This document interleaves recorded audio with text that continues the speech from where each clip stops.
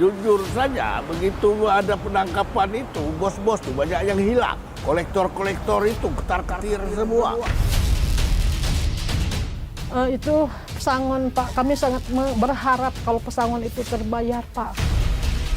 Dulu di sini ramai banget aktivitas ini, Bang. Sampai-sampai waktu kita mau ekspor juga di sini mobilnya antri sampai keluar jalan, Bang.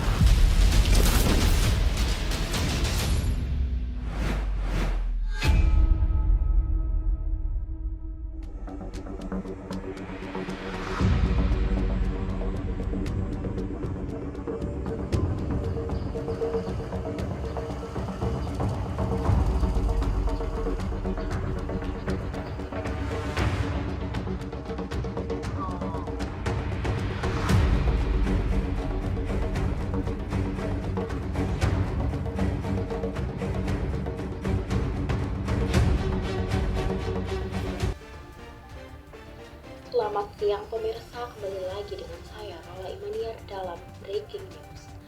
Berita terkini, kasus tata niaga PT Timah Tbk begitu menyedot perhatian publik di tanah air. Tidak hanya soal nilai kerugian negara yang besar, namun juga menyeret banyak tersangka.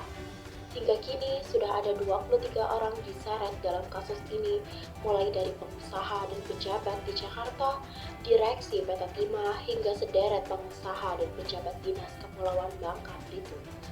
Tidak main-main angka kerugian negara di kasus ini, hingga ditaksir mencapai 300 triliun rupiah. Penyelidikan kasus ini sebenarnya sudah dimulai sejak akhir tahun 2023. Sebagian tersangka kini juga sudah menjalani persidangan. Yang teranyar Hendry Lee, pemilik maskapai Sriwijaya Air, baru saja ditangkap 18 November lalu di Bandara Soekarno-Hatta. Hendry Lee sebenarnya sudah ditetapkan sebagai tersangka sejak April lalu. Namun, bos PT Timnindo Internasional ini selalu saja mangkir dari pemeriksaan penyidik Kejaksaan Agung dan sudah ditetapkan sebagai buronan.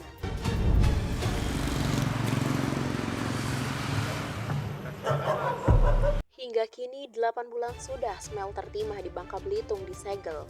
PT Sariwiguna Bina Sentosa milik Robert Indarto di kawasan Bukit Intan, Kota Pangkal Pinang tidak lagi beroperasi. 5 aset terkait perusahaan ini disita oleh Kejaksaan Agung.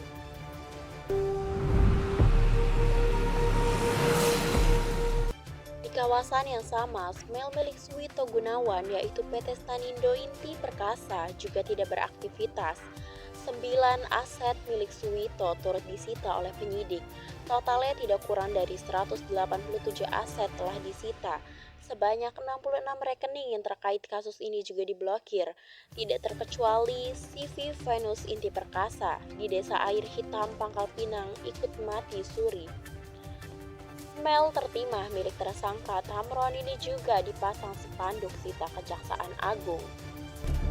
Dulu di sini ramai banget aktivitas ini, Bang. Sampai-sampai waktu kita mau ekspor juga di sini mobilnya antri sampai keluar jalan, Bang. Sampai ngejebrang jalan. Terus abang lihat sendirilah aktivitas sekarang sini, bangunan pada roboh, terus aktivitasnya pada sepi semua, alat-alat pun sudah rusak semua, Bang. Jadi untuk kedepannya kami inginlah jalan seperti dulu lagi, Bang. Pangkal Pinang kini tak seramai dulu. Kota beribu senyuman ini seakan kehilangan gairah. Denyut nadi perekonomian di Provinsi Kepulauan Bangka Belitung ikut melemah akibat kasus Timah. Sepanjang Januari hingga September 2024, pertumbuhan ekonomi Bangka Belitung hanya 0,18%. Tingkat inflasi Bangka Belitung sebenarnya terendah se-Indonesia, di angka 0,22%. Itu artinya kenaikan harga kebutuhan konsumsi relatif stabil. Namun celakanya daya beli masyarakat justru turun. Badan Pusat Statistik Bangka Belitung mencatat angka pengeluaran konsumsi rumah tangga terus merosot sejak triwulan ketiga pada tahun 2023. Hampir 60% turun. Dengan kondisi pasar yang sepi seperti ini, kami merugi. Banyak pedagang-pedagang kami yang rugi. Ya kalau berbanding sangat terbalik, Pak, 360 derajat. Kalau dulu kita buka dari jam 3 subuh sampai jam 1 siang itu masih banyak pembeli, ramai. Sekarang aja buka dari jam 3 subuh, jam sekarang udah nggak ada pembeli. Ya pedagang-pedagangnya udah jadi kami sekarang tuh ngambil ayam juga nggak punya stok, sedikit aja. Takut merugi. BPS Bangka Belitung menegaskan pertumbuhan ekonomi Bangka Belitung saat ini terendah se-Indonesia. Angka pertumbuhan ekonomi terus merosot hingga 0,13% di triwulan ketiga 2024. Produksi timah di Bangka Belitung disebut menjadi barometer utama penentu denyut nadi masyarakat setempat. Menurutnya pertumbuhan ekonomi Provinsi Kepulauan Bangka Belitung ini sebenarnya tidak terlepas dari permasalahan tata kelola timah, sehingga produksi biji maupun logam timah kita mengalami penurunan. Di samping itu juga untuk produksi kelapa sawit maupun industri CPO dan turunannya juga menunjukkan penurunan juga. Dan kedua komoditas ini secara kontribusinya terhadap perekonomian Bangka Belitung merupakan komoditas yang memberikan kontribusi terbesar terhadap perekonomian Provinsi Kepulauan Bangka Belitung. Provinsi Bangka Belitung kini sedang tidak baik-baik saja. Angka pengangguran terus merangkak naik. Potensi ancaman sosial ekonomi mengintai di depan mata. Jual hasil timah juga sudah payah, Bang. Kita mencari dulu di mana yang jual, yang beli.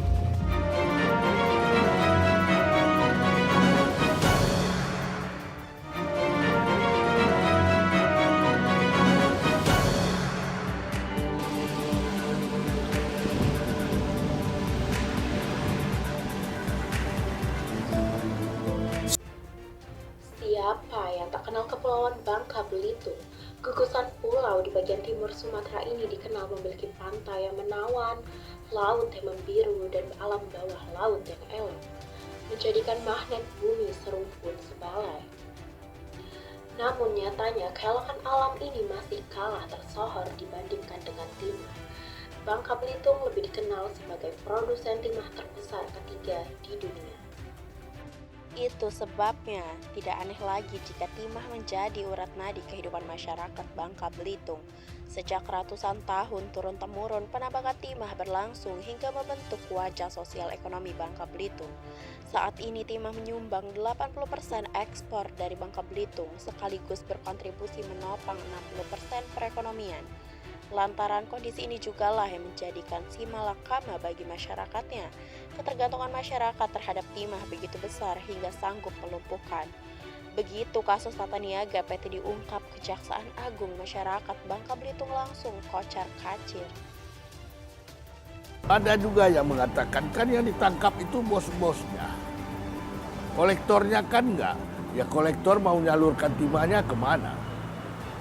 Jujur saja, begitu ada penangkapan itu, bos-bos tuh banyak yang hilang. Kolektor-kolektor itu ketar-ketir semua. Kenapa? Kalau yang bucuk aja dibuat kayak gitu, apalagi yang kami di bawah ini, kan asumsinya begitu. Akhirnya rakyat ini yang rakyat penambang itu, kemarin mungkin sempat terlihat ya, ada timah yang dihasilkan oleh masyarakat itu dijajarin di jalan. Siapa yang mau beli? Pernah. Saking kolektornya nggak ada. Akademisi Universitas Bangka Belitung menilai penutupan smelter timah berimbas langsung pada pemutusan hubungan kerja. Data terbaru sedikitnya 1.700 karyawan di PHK dari 16 perusahaan di 7 kabupaten Bangka Belitung. Praktis, masyarakat umumnya biasa menggantungkan hidup dari penambangan timah juga terdampak. Dampaknya itu ternyata tidak hanya ke daya beli, kampus juga ya, misalnya terkait dengan penurunan UKT, ya, kemudian juga penurunan jumlah calon mahasiswa yang mendaftar, itu juga ada pengurangan. Dan kebetulan kita juga melihat misalnya ada beberapa rumah sakit ya yang kita wawancara kemarin, ada penurunan juga untuk iuran BPJS. Nah, artinya kan tidak hanya sekedar ekonomi ya. Dari sisi sosial tadi kita mengkhawatirkan pendidikan ya, dan juga dari sisi kesehatan. Dulu, timah menjadi panglima di Provinsi Bangka Belitung. Produksi dan harga timah menjadi penentu roda perekonomian provinsi yang berpenduduk 1,5 juta jiwa ini. Namun, roda berputar, kini perekonomian Bangka Belitung terancam ambruk. Akibat kasus tata niaga timah masyarakat babak belur, masyarakat penambang mengaku kesulitan menjual biji timahnya. Berpengaruh besar gitu loh, karena potensinya kan kemarin itu sebelum ada dampak penutupan smelter itu kan berjual enak, mudah tuh, kesana ada, kesini ada. Sekarang nggak ada pilihan kan gitu. Jadi ya mau tidak mau ke situ kan gitu. Nah, kita bercari dulu. Ini timahnya sudah nyari di dalam tanah, orang yang beli masih nyari lagi siapa yang beli kan gitu.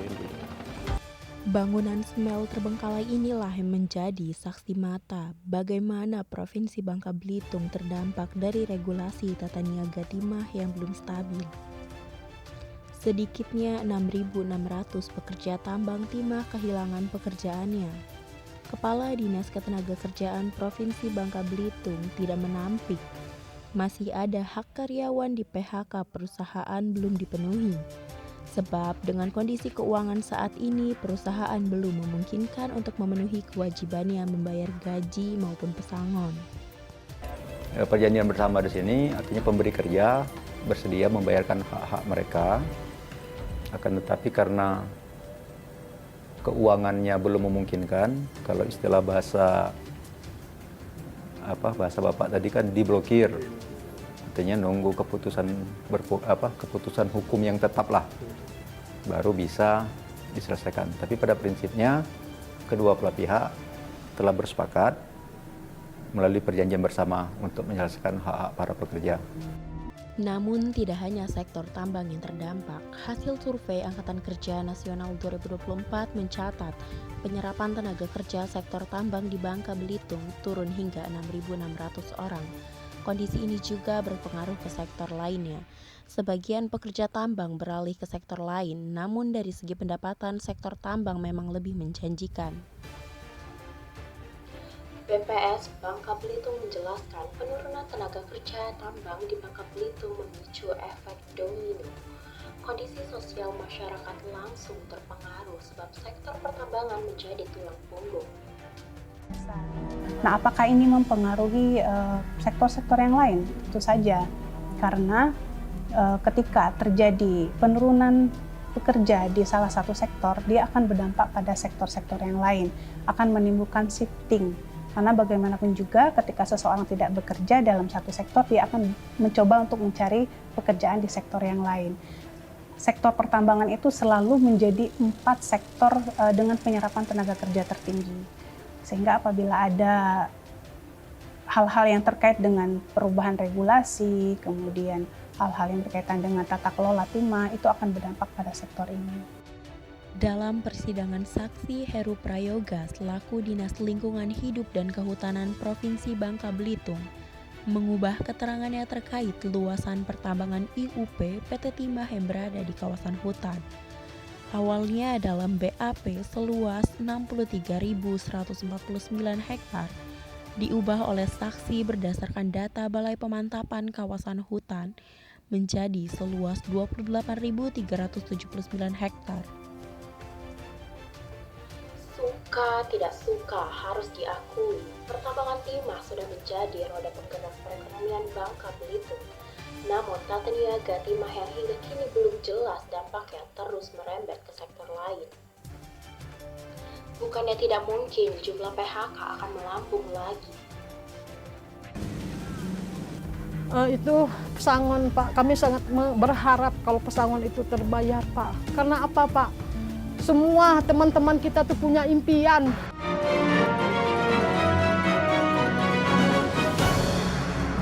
Sumber daya alam timah yang begitu melimpah di Bangka Belitung nyatanya juga bisa menyandra kesejahteraan masyarakatnya. Hanya dalam waktu singkat, perekonomian di Bangka Belitung mengalami perlambatan. Kasus tata niaga PT Timah yang menyeret PT Timah dan beberapa smel swasta setidaknya membuka mata kita.